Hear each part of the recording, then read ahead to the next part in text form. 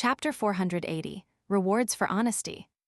In the hall where the stone pillars had collapsed, a group of nighthawks wearing black trench coats and silk hats appeared around the altar. The person leading the team was the Archbishop of the Church of Evernight, St. Anthony Stevenson. It was disrupted by someone. He muttered without stopping and directly walked to the stone door that led to the interior. Rich darkness surfaced as the stone door silently opened. St. Anthony led some of the nighthawks in as they delved deeper. Along the way, they didn't discover a single guard or anything of value. It was as if this place had been forcefully swept clean. Finally, they reached a room in the deepest recesses, but there was nothing there but walls and stone pillars. The blue door of light which was there when Klein left was long gone. The lanterns in the nighthawks' hands suddenly lost their light, and darkness enveloped the room. When everything returned to normal, they found that the surrounding walls had somehow melted away. However, there were no hidden doors or tunnels behind them. It was either a thick layer of mud and rocks or the corridor they came from. St. Anthony was silent for more than 10 seconds before saying, "Try divination. Search the vicinity." Issue. Walking through the pathless cliffs and forest, Klein was saddened to realize that he had apparently really fallen sick. The residual effects of Mr. A's Beyonder powers, combined with the fact that he was drenched during winter, gave him the shameful cold. However, he didn't dare to stop to collect dry twigs to light a fire and dry his clothes and money. He was afraid that the Beyonders of the church would find him. Even though he had already gained the endorsement of Stanton Isengard from the machinery hivemind and obtained the status of a semi-official, this was a matter involving the primordial demoness's awakening and the true creator's descent, two cases of the highest order. Therefore, he was bound to be subjected to rigorous investigations, have tea sessions with the machinery hivemind, mandated punishers, and nighthawks to recount the whole process actively or passively. There were two major pitfalls to this. One was that he knew people inside the nighthawks, and although Detective Sherlock Moriarty looked quite different from the martyred Klein Moretti, making it impossible to identify him via photographs, he had zero confidence if things were done face to face. Two, because of similar pathways, the Church of Evernight wasn't very friendly to people and things related to death. Back in the Pale Era at the end of the Fourth Epoch, death had fallen under the siege of the Seven Gods, and Sherlock Moriarty had summoned a powerful descendant of death at the critical moment. This wasn't a problem that could be explained away easily. That high-level powerhouse was rushing to deal with C. Zangwill and 008, so she didn't have time to bother with a friendly small fry like me. However, I can't be careless as a result. I should flee when it's necessary. Yes, I can write to the machinery hivemind when I have a chance, stating the second reason as to why I have to temporarily leave Backland. This way, I might still have a chance to work with them in the future.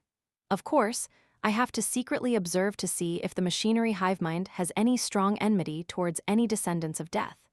I wonder how Mr. Azik is doing. Perhaps Sherlock Moriarty might be dead in the official announcement. He sure lived up to his name and identity. As quickly as possible, Klein tried to find a small town and blend in with the crowd while enduring the alternating fever and cold. Only in human society could the Faceless's powers be fully expressed. The woman who was working with Mr. A, she should be a demoness. She went to East Borough. From the looks of the ritual, there must have been a large number of deaths over there. I wonder. With the spiritual intuition of a seer, Klein's heart suddenly felt heavy.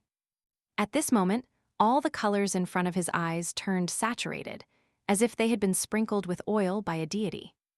The feeling was over instantly, and Klein found himself far away from where he had been, with the bronze-skinned, soft-featured Azik Eggers appearing next to him. "Mr. Azik, are you unhurt?" He couldn't help but heave a sigh of relief. "I am," Azik replied frankly before smiling, "but to an undying, this isn't a big problem." Klein calmed down and asked, "What happened to C. Zangwill and 008? C. Zangwill is still alive, and he still wields that Grade 0 sealed artifact," Azik said as he walked. Klein tried hard to follow him, as he couldn't help but sigh. "What a pity." "Don't worry about it, he was severely injured," Azik solemnly said. And most importantly, we know that he was secretly cooperating with the royal family, so we don't have to worry about not being able to find him in the future. This way, you can focus on improving yourself, and I can also try to go to a few places that I've recalled to awaken more memories. Heh heh, your luck isn't bad. I've been secretly observing the people from MI9 and the royal family to confirm Insi Zhangwell's whereabouts. One of the most important places was Red Rose Manor, so I've always been wandering around the area. Otherwise, I wouldn't have been able to rush over to save you so quickly. Klein immediately felt a little awkward when this was mentioned. Mr. Azik, aren't you puzzled as to why I didn't die? I often wake up after entering a coffin as well. This is something that I previously recalled, Azik said with a smile, completely unfazed by the matter. And in my incomplete memory, although it's rare in others, it's not without precedent. He often wakes up after entering a coffin, often. Klein suddenly realized that the problems that he was worried about were nothing in the eyes of a real powerhouse. As expected of an undying of the death pathway.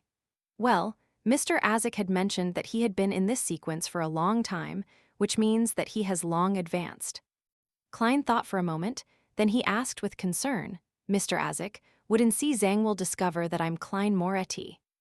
He was afraid that Insi Zhangwell would take revenge on Benson and Melissa.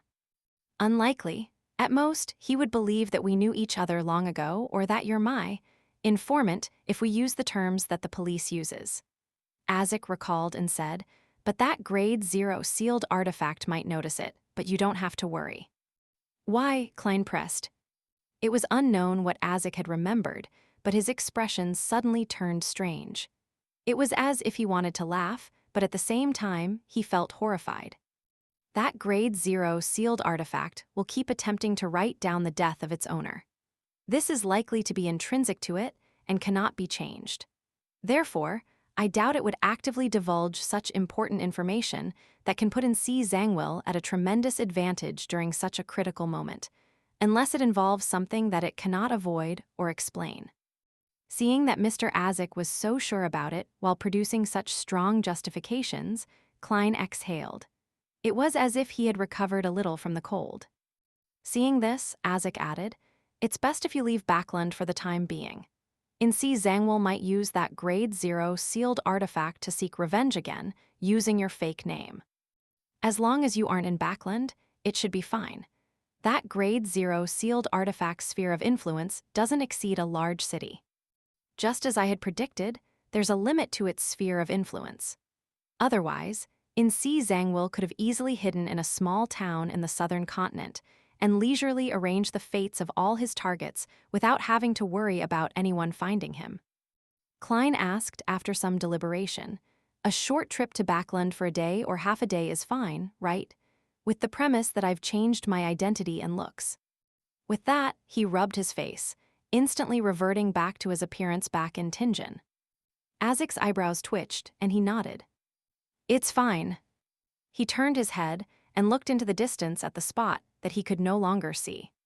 It seems like I've been targeted by a powerful existence of the Church of Evernight. It's best if you don't stay by my side, or you might be implicated. Ha ha, they're very interested in the Beyonder characteristics related to death. Yes, I plan on heading out to sea. While I digest my potion, I'll be seeking mermaids. It's a condition for my advancement, Klein explained his plan. Azik tilted his head. Mermaids? Could a mermaid in the form of a dead spirit work? I can find at least 4. Probably not. Klein reached out and wiped his forehead. His intuition told him that it was definitely impossible, but he planned to divine it above the gray fog to confirm it. Without mentioning the dead mermaid again, Azik said, if there's anything, then contact me through the messenger. Messenger. Klein suddenly felt guilt-ridden and ashamed. I died in my battle with Mr. A. It saved my life. Azik gave him a glance, shook his head, and laughed. Don't worry about it. As long as it isn't killed by a powerhouse at the level of an angel or via some special method, then as long as the underworld still exists, it can slowly be reborn there. And before that, I have similar messengers numbering. I don't know how many there are either.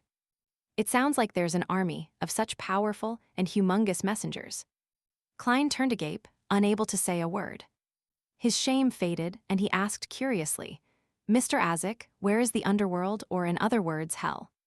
"The spirit world. To be precise, it's a special place that the ancient death created in the spirit world."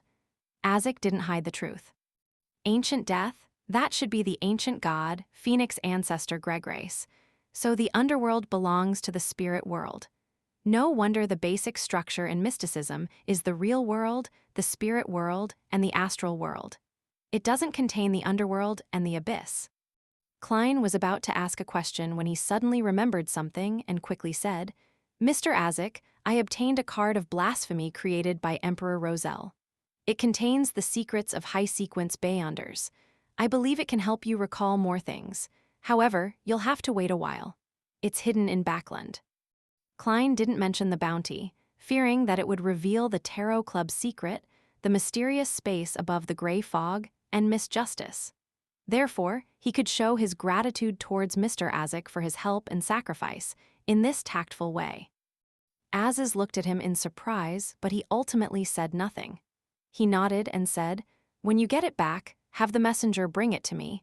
I'll immediately return it to you after I study it, or you can copy the contents and pass it to me." He paused for a moment as if he had thought of something.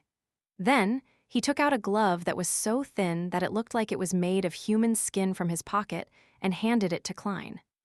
"I've already awakened the relevant memories, so I no longer need it. Heh heh, it's an item that pirate vice admiral left behind. I've placed some seals on it so that it wouldn't be hungry.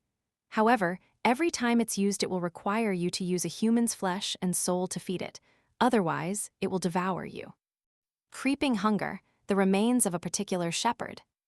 Klein immediately recalled what the glove represented.